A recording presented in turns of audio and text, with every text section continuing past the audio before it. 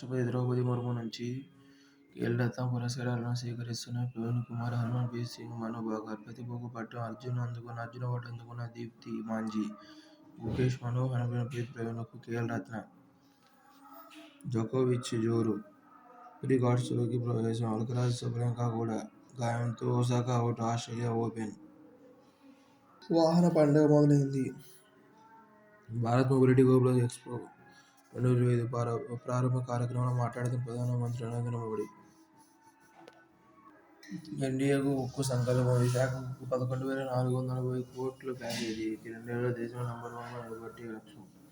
కేంద్ర మంత్రి కుమారస్వామి ప్రకటన. ప్రైవేటీకరణ ప్రసక్తే లేదని స్పష్టీకరణ. డబుల్ ఇంజిన్ విజయమన్న రామ్మోహన్ నాయుడు. సమస్య పరిష్కారం కావడం అదృష్టం. శ్రీనివాస్ వర్మ. ఓర్వకల్లు ఈవీ పార్కుపై ముందడుగు సమక్షంలో పీపుల్స్ సంస్థతో ఒప్పందం. 1,200 ఎకరాల్లో 3,000 కోట్ల పెట్టుబడులు. బెంగళూరులో యూఎస్ కాన్సులేట్ ప్రారంభం.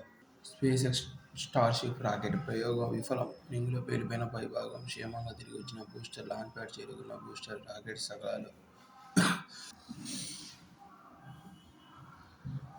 గర్భిణులకు 21,000, మహిళలకు 2,500. 500 రూపాయలుగా సిలిండర్. ఢిల్లీలో బీజేపీ మేనిఫెస్టో విడుదల.